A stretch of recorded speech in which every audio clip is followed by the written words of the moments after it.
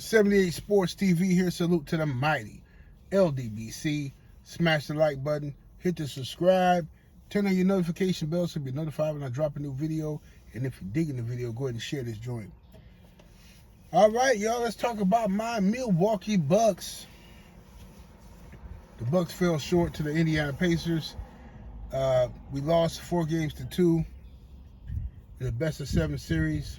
You know, we fought hard. We did the best we could. But the Milwaukee Bucks were down. Giannis Antetokounmpo the entire series, the entire 6 games. We never got a chance to play with Giannis due to a calf injury. The training staff was afraid that the calf injury could lead to an Achilles injury. They did not want to lose Giannis for the entire season next year. So they sacrificed and said, hey, let's just see if we can get past the Pacers without Giannis and then bring him into the second round. That didn't happen, okay? Dame Dollars also missed a few games, due to an Achilles injury. A bruised Achilles or something like that. But he did show up and play in the last game, okay? He scored 28 points. I'm not as upset as I thought I would be. I'm proud of my team. I thought we fought hard. I thought we showed a lot of heart and grit.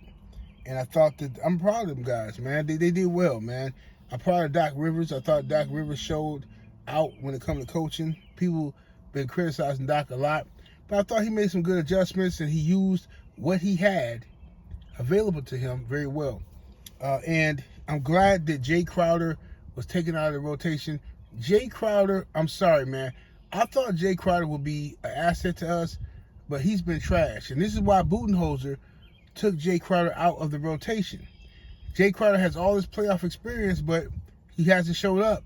2 years in a row, he hasn't showed up for us in the playoffs. And he was taken out of the rotation. So I suspect the Bucks will trade or cut Jay Crowder in the offseason. I hope and pray we can bring back Patrick Beverley. I like his energy and what he brings to the table. And I think we will win a championship. I really do believe that. I don't care what y'all believe. I believe we're going to win the championship. I want Patrick Beverley back, okay? I want them to bring back Bobby Portis, okay? I want them to bring back, well, this is tricky here, Brook Lopez. Brook Lopez is a very valuable asset, but he's also a tradable asset. Like, we might be able to get a few pieces for Brook. Draft picks or whatever, I'm not sure. So Brook is in the air. I like Brook a lot. I'm a big fan of him. I just don't know, if we're going to bring him back or if we're going to trade him and get swap some stuff. I don't know. You know what I mean? Pat Connaughton, thank you for your service. I appreciate you, man. You've been cool. It's been real. But we need to trade Pat Connaughton, I believe so. He had a couple good games this series against Indiana, but he's old and, his athleticism is washed right now. Who else we got? Thanasis Antetokounmpo, Giannis' brother. Y'all might as well forget about it. He's not going nowhere. The cost of keeping Giannis happy in Milwaukee is having his older brother there to watch his back. And Thanasis ain't going nowhere no time soon, okay? Who else we got? Gallinari, I don't know if they're going to bring him back or not. Gallinari, Malik Beasley, difficult guy. A lot of people, some people don't like Malik Beasley because he don't play good defense. But I like Malik Beasley, bro. I do. First of all, he's a knockdown shooter, but I like his attitude. Malik Beasley is a good teammate, in my opinion. And on top of that, Beasley, knowing he's not a great defender, still tries and puts up effort. I'm a huge effort guy. He tries to take it personal and lock these guys up. He challenges himself on the defensive end. And he helps us win games, man. It's hard to find a guy who can shoot threes the way Beasley do. I want him back. Unless we can get something crazy for him, I want Beasley back. What else we got? Giannis is going to be back. I don't care what the media, Stephen A. Smith spreading these lies about Dame not being happy in Milwaukee. It's a bunch of cap, man. Stephen A. Smith is such a Oh my God, I can't stand this Gonzo. Stephen A. Smith just make up lies on ESPN. He get away with it. You know, he get away by talking about his sources. My sources told me this. You ain't got no sources, bro. Nobody told you nothing. Saying my sources, it just protects your neck. Protects you from getting criticized. You know what I mean? But anyway, Indiana Pacers, I can't stand them. I don't like Halliburton. I don't like the Pacers in general. I think they're disrespectful. But, you know, my whole mission next year is going to be, well, in this next upcoming season, is going to be to smash the Pacers. You know what I mean? The Bucks defense is not that good.